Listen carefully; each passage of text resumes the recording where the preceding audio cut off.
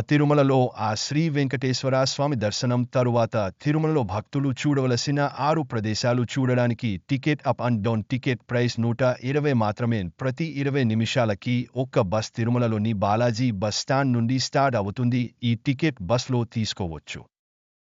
శ్రీ మహావిష్ణువు వైకుంఠం నుండి వెంకటాద్రికి దిగవచ్చేప్పుడు మొదటి పాదాన్ని ఇక్కడ పెట్టాడు. అంత ముందుగా శ్రీవారి పాదాలని మనం దర్శనం చేసుకున్నాక మళ్ళీ ఇక్కడ శిలాతోరణం వెళ్లే బస్ ఎక్కి శిలాతోరణం పక్కన ఉన్న చక్ర తీర్థం కూడా చూడవచ్చు.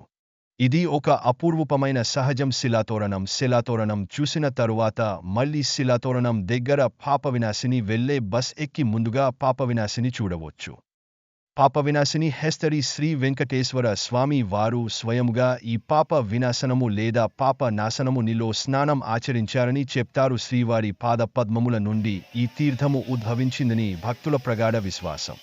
పాపవినాశిని చూసిన తరువాత పాపవినాశిని దగ్గర ఆకాశ గంగకు వెళ్లే బస్ ఎక్కి ఆకాశ గంగను చూడవచ్చు.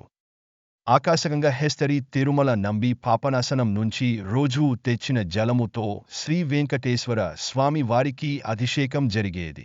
వయోవృద్ధుడైన తిరుమల నంబి చాలా దూరము నుండి అలా కుండలో పాపనాశనం నుండి జలము తెస్తుంటే శ్రీ వెంకటేశ్వర స్వామి కలత చెంది ఒకరోజు ఒక బాలుడు రూపంలో తాత అని పిలిచి దాహంగా ఉంది, కుండలో ఉన్న జలం ఇవ్వమని కోరుతాడు. అప్పుడు తిరుమల నంబి దానిని స్వామి వారి యొక్క అభిషేకమునకు తెస్తున్నానని ఇవ్వనని అంటాడు.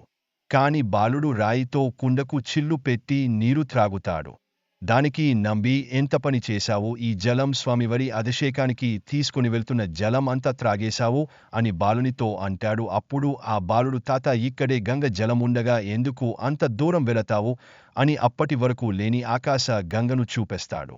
ఈ రోజు నుంచి ఈ ఆకాశగంగ జలంతో అభిషేకం చెయ్యి అని అదృశ్యం అవుతాడు. అప్పటి నుంచి ఆకాశగంగ జలంతో స్వామివారికి అభిషేకం నిర్వహిస్తున్నారు. తరువాత జపాలి హనుమాన్ టెంపుల్ చూడవచ్చు. ఇంకా చివరగా శ్రీ వేణుగోపాల స్వామి దర్శనం. తరువాత బస్ ఎక్కితే బాలాజీ బస్ స్టాండ్కి బస్ వెళ్తుంది. ఈ కంటెంట్ మీకు నచ్చినట్టు అయితే నా ఛానల్ని సబ్స్క్రైబ్ చేయండి. ఇలాంటి మరిన్ని వీడియోస్ కోసము ప్లీజ్ లైక్ అండ్ షేర్ చేయండి.